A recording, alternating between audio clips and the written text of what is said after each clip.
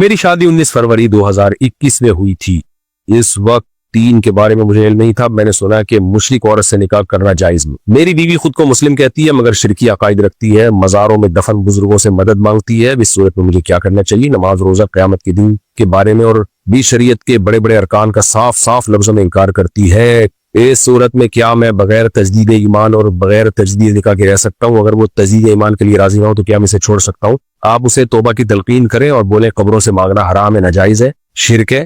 اس سے نکاح ختم ہو جاتا ہے.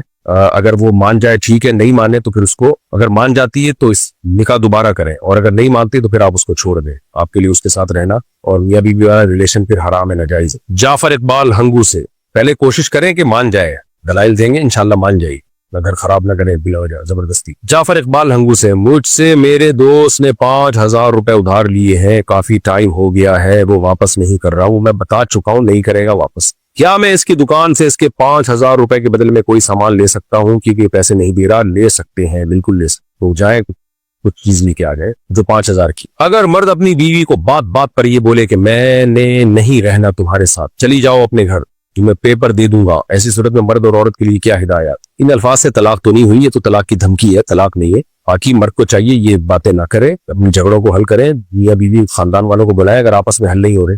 بغیر نیت کے بیوی کو مہر دینے سے مہر ادا ہو جائے گا یا پھر اسے دینا ہوگا؟ بغیر نیت کے بھی مہر ادا نہیں ہوتا، اور بیوی کو بتائے بغیر دینے سے بھی ادا نہیں. آپ بتائیں گے کہ مہر کی رقم دے رہا ہوں اور وہ ایز اے مہر ایکسیپٹ کرے گی تو وہ ادا ہوگا، ورنہ تو ہر آدمی بیوی کو جیب خرچی تو دے رہا ہوتا ہے. مرنے سے پہلے بولے کہ بیگم میں نے جتنی پاکٹ منی دی تھی وہ سارا مہر ہو گیا. بیگم بولے کہ ہم تو مہر سمجھ کے نہیں لیتے رہے اس کو. تو جب مہر دیا جائے اس کو بیوی کو بتایا جائے کہ بیگم میرے ذمہ جو مہر کی رقم تھی یہ میں دے رہا ہوں اور اب مہر ختم ہو گئی. جب تک یہ اس طرح وضاحت نہیں کرے گا وہ رقم مہر نہیں کہلائے گی، وہ گریبی کہلائے گی. کیا بہنوئی اور سالی اور گھر والی ایک ہی کمرے میں سو سکتے ہیں، ایک ہی کمرے میں رہ سکتے ہیں؟ نہیں رہ سکتے. سالی کا پردہ ہے بہنوئی سے، جائز نہیں ایک ساتھ رہنا. اگر زکوٰۃ 7.5 تولے سونے پر ہے تو اس دور میں 5,000 روپے تولہ سونا تھا اور اب تقریباً 3 لاکھ روپے تولہ ہے، تو اس پر تھوڑی روشنی ڈالیے. روشنی کس پہ ڈالنی ہے؟ آپ نے تو رپورٹ پیش کی ہے کہ اس وقت ایسا تھا، اب ایسا ہے. آپ شاید اس پہ روشنی ڈالنا چاہ رہے ہیں کہ 5,000 روپے تولہ سونا تھا اور اس وقت آپ نے زکوٰۃ نہیں دی اور اب پرانی زکوٰۃ دینا چاہتے ہیں تو کس قیمت پہ دیں گے؟ تو اگر خالی سونا ہی تھا آپ کے پاس اور 1 روپے بھی نہیں تھا تو سونے کی موجودہ ویلیو پہ آپ زکوٰۃ دیں گے. اور اگر سونے کے ساتھ کچھ رقم تھی تو پھر سونے کا نصاب نہیں دیکھا جاتا، 52.5 تولے چاندی کی قیمت دیکھی جاتی ہے. تو پھر قیمت کے حساب سے دیں گے، یعنی اس وقت سونے کی جو قیمت تھی وہ کم تھی تو اسی قیمت کا 2.5% دینا پڑے گا. آج آپ، میں نو مسلم ہوں، 6 سال پہلے مسلمان ہوا تھا تو ترنت نماز فرض ہو گئی تھی. ترنت بولے تو فوراً. 1 سال مجھے نماز سیکھنے میں لگ گیا تھا تو کیا مجھے قضاء عمری پڑھنی پڑے گی؟ بہت ٹینشن میں ہوں. اگر آپ نے نمازیں پڑھی ہیں تو پھر قضاء عمری پڑھنے کی ضرورت نہیں ہے. جو سیکھنے میں ٹائم لگا تو جس طرح بس ارکان بھی اگر ادا ہو گئے تھے نا، جیسے آپ کو سورہ فاتحہ نہیں آتی تھی لیکن آپ سورہ فاتحہ سیکھ رہے تھے اور جتنی سیکھتے تھے اتنی پڑھ لیتے تھے، قیام کر لیتے تھے، رکوع کر لیتے تھے، 2 سجدے، جو یعنی جو ارکان ہوتے ہیں نماز کے بیسک ارکان، تو آپ کی نماز ہو گئی. غیر مسلم جب مسلمان ہوتا ہے نا تو جتنا ٹائم اس کو سیکھنے میں لگتا ہے تو وہ سیکھنے والا ٹائم میں شرعاً وہ معذور ہوتا ہے تو وہ پھر اس کی نماز ہو جاتی ہے. البتہ رکعتیں اور سجدے پورے ہونے چاہیے، یہ ضروری ہے. اگر رکعتیں بھی پوری نہیں تھی، کیونکہ رکعتیں سیکھنے میں تو ٹائم نہیں لگتا نا، جیسے فجر کے 2 فرض پڑھنے ہیں آپ نے، 2 رکعتیں پڑھنی ہے تو اب 2 رکعتیں اور ہر رکعت میں 2 سجدے تو کرنے ہی پڑیں گے.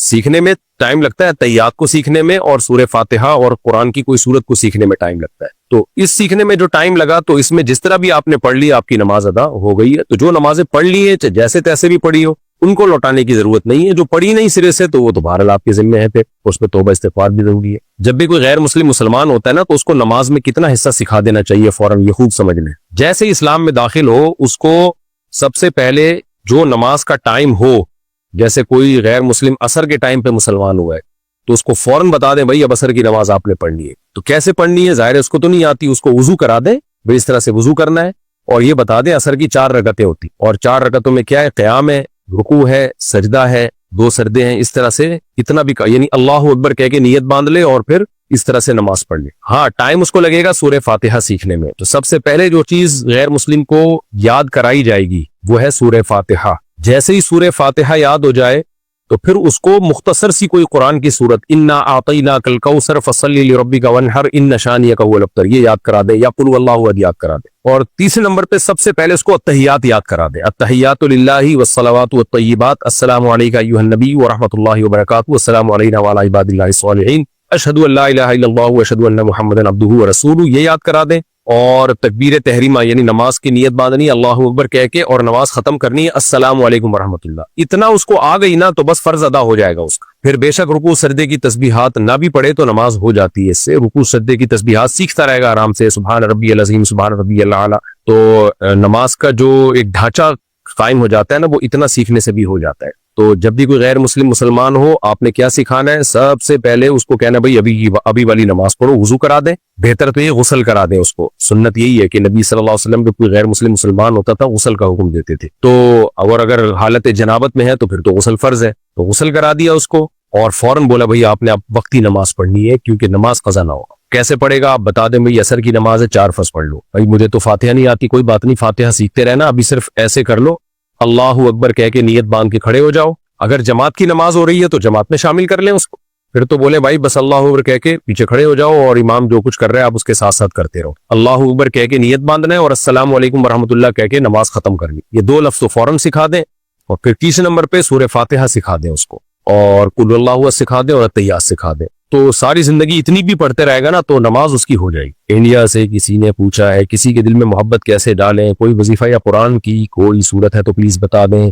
حلال محبت دل میں ڈالنی ہو تو اس کے لیے دعا ہے. حلال محبت سمجھ شوہر کی محبت دل میں ڈالنی ہے کہ شوہر مجھ سے محبت کرے، باپ مجھ سے محبت کرے، ماں مجھ سے محبت کرے. گرل فرینڈ بوائے فرینڈ کی محبت کے لیے وظیفے پڑھنا حرام ہے، ناجائز ہے. تو شوہر کے لیے جائز ہے. یا بیوی محبت نہیں کرتی شوہر سے تو شوہر تو کوئی وظیفہ بس دعا مانگے اللہ سے، بہتر تو یہی ہے.